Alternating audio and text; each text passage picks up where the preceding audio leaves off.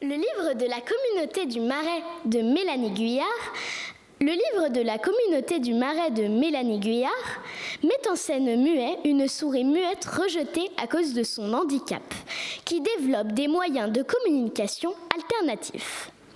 Après un naufrage, Muet se retrouve isolé sur une île avec une jeune souris qui, connaissant son handicap, n'a aucune estime de lui. Mais Muet lui prouvera qu'elle a tort. L'extrait que j'ai choisi raconte leur premier échange et leur lutte pour retrouver leur communauté.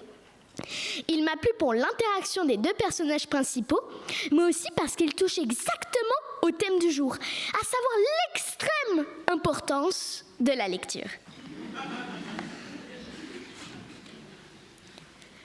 Muet sortit des paquetages de cuir différents livres et entreprit de consulter les titres avec intérêt. Il ne remarqua pas tout de suite le regard inquisiteur de Cresson. Mais quand il le nota enfin, il se tourna vers elle et l'encouragea à poser sa question d'un geste. « Tu sais lire, toi ?»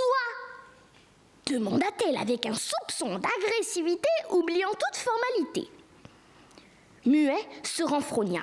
C'était la seconde fois qu'il se sentait insulté par elle, et il dut fournir un effort considérable pour ne pas manifester sa colère. Cresson le regardait, les yeux pleins de doute et d'insolence. Il se contenta de hocher la tête et de retourner à son livre, feignant l'indifférence. « Ça parle de quoi ?» insista la petite souris, le coupant dans sa lecture. Muet soupira, redressa le livre et lui montra le titre en tapotant la couverture du doigt. « Oiseaux et autres prédateurs de l'étang » par Grace Tomet. S'il devait voyager plusieurs jours, autant être prêt à tout. Muet allait retourner à sa lecture quand il croisa le regard vide de Cresson et s'immobilisa. La petite se tortilla.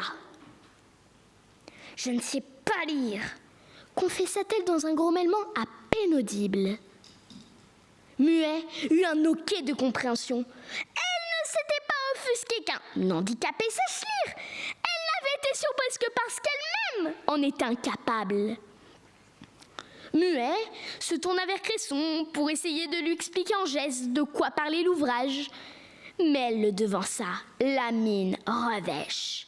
« C'était idiot de te demander de quoi ça parle. De toute façon, tu peux pas répondre, alors ça sert à rien. »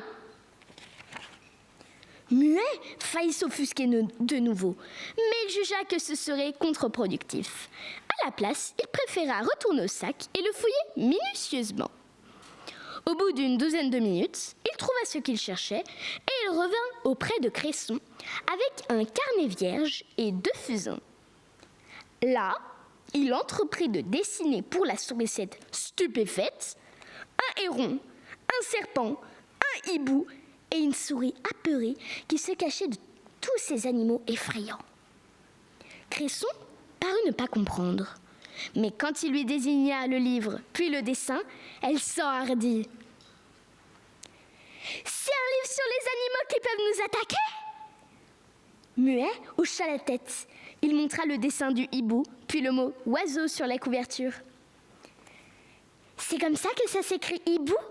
demanda Cresson en observant le mot, les yeux plissés, comme si son sang allait apparaître sous les signes gravés dans le cuir.